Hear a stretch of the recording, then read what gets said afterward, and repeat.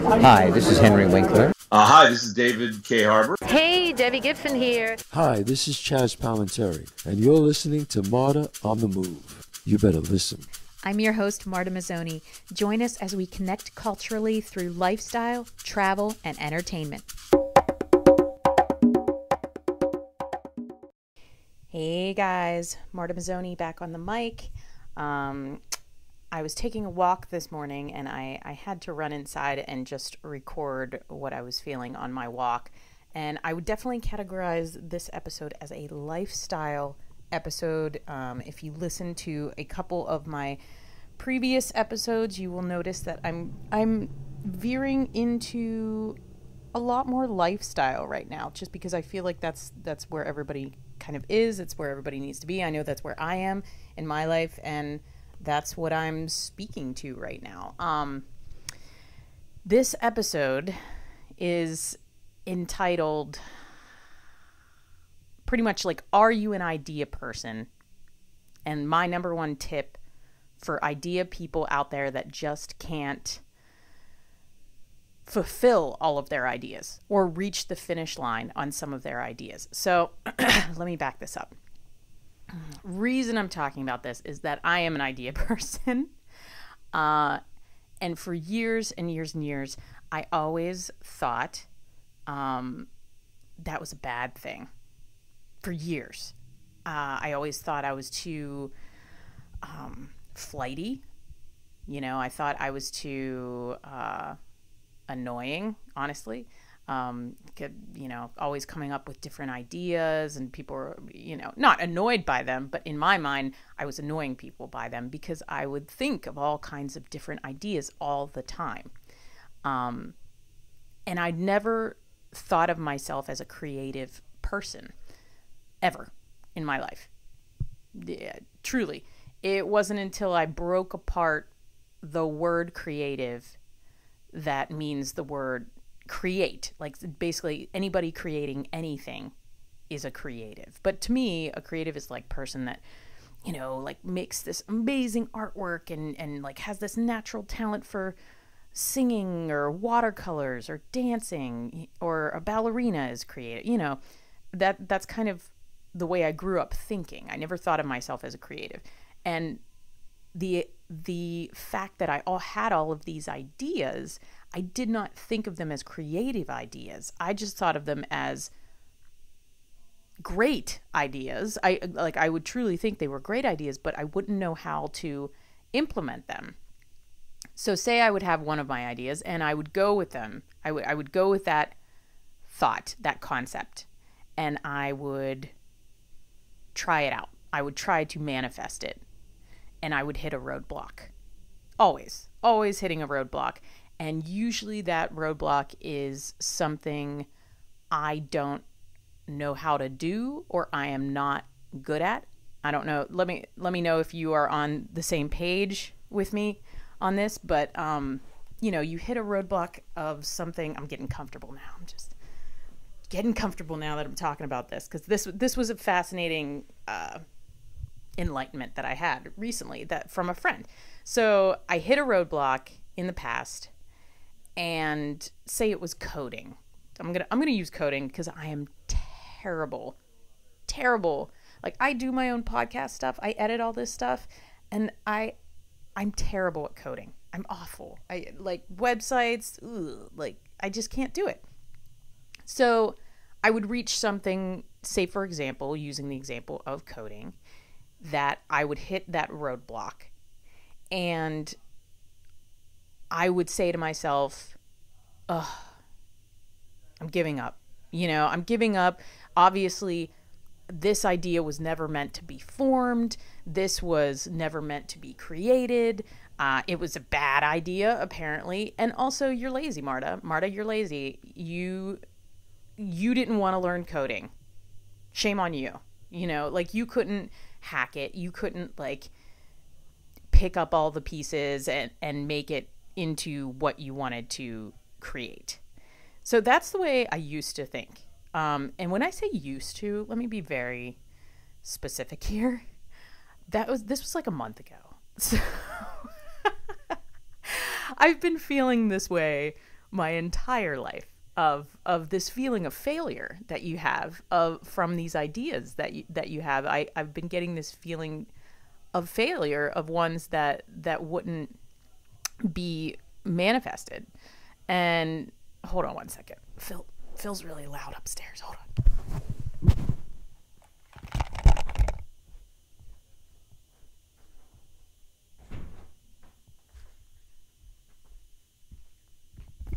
Okay, I'm back. I'm not even going to edit that out because that's just real life.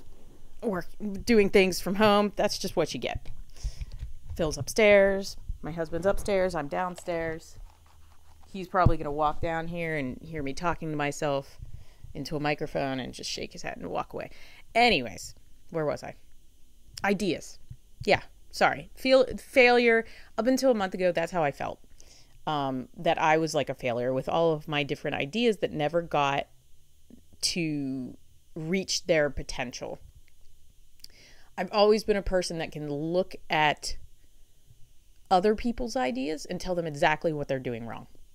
I know that sounds, that just sounds like pompous, like a pompous ass, but it's true. I just have a natural gift for looking at something and saying, oh, well, you should do this. Actually, this will make your business better. Oh, this is what you really need to elevate. But doing it to yourself is really hard. It's very, very hard. So anyways, having these ideas, I went to the internet when I was feeling very low one day, which is usually not a great thing to do. It's like when you get diagnosed with something and you go to WebMD. It's just not a good idea. But in this case, it was a great idea. And I never say that. It was a great idea to hit the internet with my problem. And I literally typed in the Google.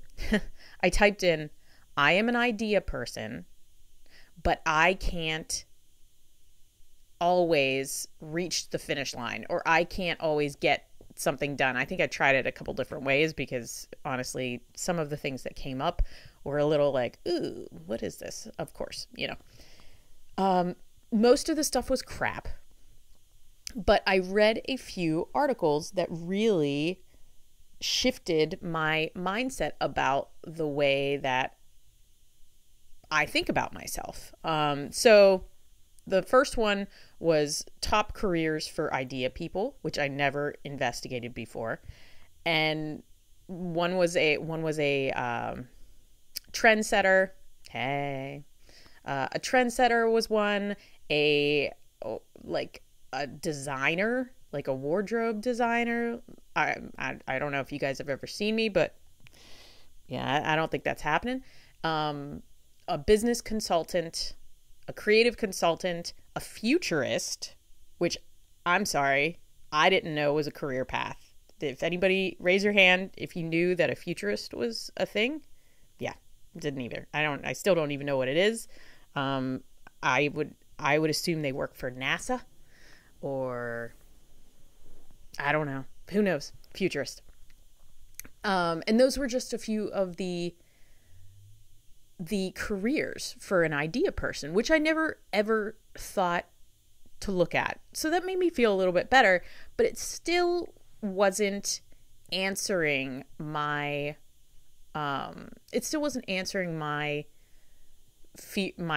my feelings about failing, my insecurities essentially. And it wasn't helping me. I needed like something practical to help me. So I was talking, and here's where my number one tip is. It's coming. I swear it's coming. I'm leading up to it and building anticipation. So I have been doing this research for another one of my ideas that is coming out, and I am determined to see it through. It's a 3-step course to build better habits by linking the body and the mind. It's called the 3 to Be Me Journey. It's a course that I'm launching soon. And so shameless plug. It's a course that I'm launching soon to help people clear mental fog, brain fog, gain clarity, build new habits, feel better about themselves. And honestly learn to go a little bit more inward, have a little bit more self-care, be a priority, and invest in themselves. So the first course is launching in January. Everybody's going to start in January. So if you want information about it, you can email me at martaonthemovepodcast@gmail or martafuss@gmail. Anyways, I'll talk more about it at the end. The point is, I've been doing some research for this course, and I wanted to interview at least 45 people. So I've been talking to like 45 people on the phone to gain value and try to find a common theme of where a group, a wide variety of a group of people are now in terms of their wellness, in terms of their mindset, like how they're just how everybody's feeling out there. And most importantly, I wanted to make sure that what I was doing would directly help someone, that this course would directly help someone, that it would be valuable to someone. And I wanted to get everybody's perspective on things. So anyways, I asked a bunch of people if they wanted to be part of it. And my friend, Ben Schulman, who is a game designer, he's a board game designer. And, I thought he created a bunch of games. I thought he was a game creator. And I was talking to him. He's a super talented dude. Honestly, I've never met somebody so welcoming and so sweet and just so talented and giving of his time. But he agreed to talk to me about, like wellness and also a board game I'm working on. I'm working on a board game and another one of my ideas. And I'm talking to him and I'm explaining to him about the course and, like all of this stuff. And I happened to mention about his board games. And I said, how are your creations going? How are your board games going? And he stopped on the phone and he said, Marta, I'm not a creator. I didn't create these board games. He's like, that's not my strong suit. And I was like, wait, what? Oh, I thought like these were your ideas. I thought these were your things. And he's like, no. That is not me. He's like, I don't come up with the big ideas. He's like, what I do, he's like, I'm the builder. He's like, I take your idea and I make it better. I work on it. I work on your idea. And so then we got into this conversation about idea people, and I was telling him, and I just like, poor Ben, I was just like, man, Ben, I've been thinking to myself, like, all my failures with the ideas and and this and this and that. So this is my number one tip that actually Ben helped me come up with and realize is you need to outsource. Most of you will listen to this and be like, yes, Marta, of course you do. Duh. But let me go a little bit deeper and explain this. If you're an idea person, there is somebody out there that is not an idea person. When I was talking with Ben, he was like, Marta, I am not an idea person. I don't know how people come up with ideas. He's like, that is very intimidating to me. That's just not my strong suit. So what I'm saying to people out there is embrace your superpower and outsource to help you reach your ideas. So I'm speaking directly to people that are idea people because I am an idea person and I can do that. And, I can relate. It was really hard for me to accept this concept because I like to have control of everything. It's why I don't have people edit my podcast, guys. It's a control thing. It's like a kind of like a perfectionist thing, even though my podcast isn't perfect. Like in my mind, it's just like, ooh, I don't know. Ooh. It's a trust thing also of trusting someone to help you. It's also realizing your faults and your failures. And the biggest mind-blowing thing of it is realizing what you're bad at. And that's okay. So like looking within and saying to yourself, you know what, Marta, or whoever you are, you're bad at this. And that's all right. It's cool to be bad at something. You can't be good at everything. But out there are people that are great at what you're bad at, that they thrive in it. And if you just reach out to them for help, and that's what it comes out down to, is reaching out for help. Reaching out for help. So these tips, it's kind of like a folded tip all in one, is outsource to find people that are better at what you're doing. So for example, like back in my previous thing, I'm terrible at coding. Find someone, and it could be a friend, don't abuse their friendship and be like, do all this coding for me, but ask for help and you will get it. You will get the help you need. The help you need is everywhere. From whether you want to hire people. I mean, you could go on Fiverr right now and find so many people to help you just lift the burden to see your idea through. And honestly, I'm talking to myself too. It's like, Marta, you are like directly talking to yourself, like get what you need to get done. And then when you can't do the other stuff, or you find yourself being fatigued or stretched thin by the other things, or you run into something that you just don't know how to do, outsource that shit.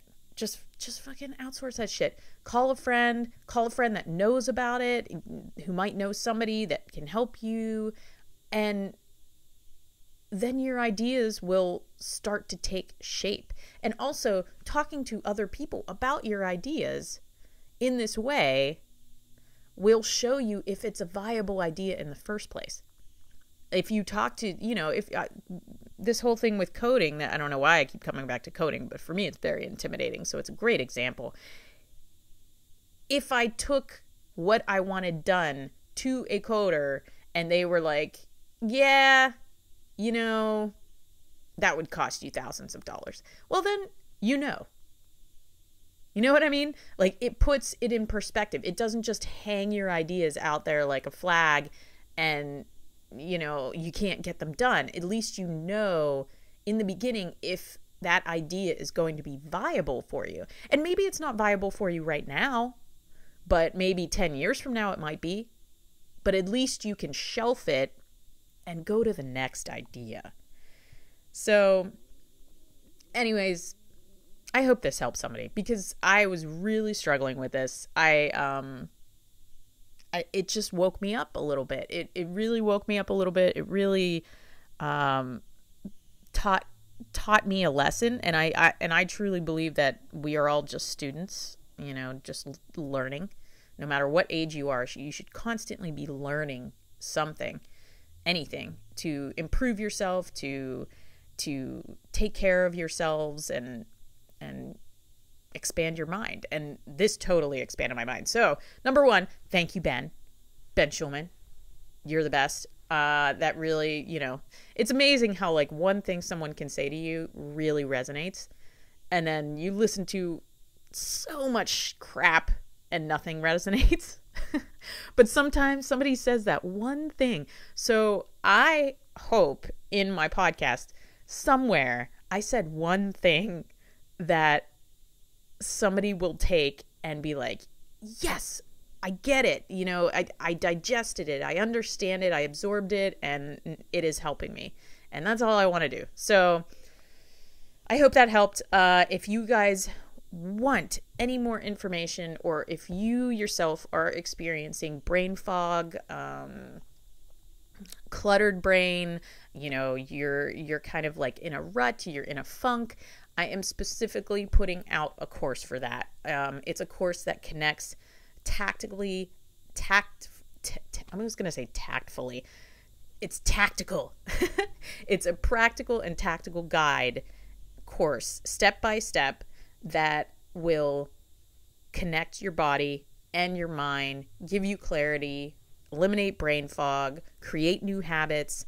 And it's a 3-week course, it starts with getting control of your cravings in week 1, and then week 2 is active movement and learning to move with mobility, and then week 3 is mindfulness and meditation, because I truly believe that those things need to happen in that order in order to get mental clarity. So I believe in it. It's one of my ideas. It's happening.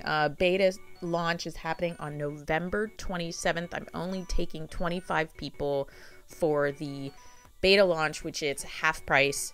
If you want more information, shoot me an email or sign up for my newsletter if you're not already on it, because that's where the beta launch is going to first go out to, is my newsletter people at 50% off. So hope you guys are having a good time out there, and I hope you keep it moving. Listen to me on Twitter at ICan'tFindMarta, martaonthemove.com, and anywhere else you find podcasts. See you guys.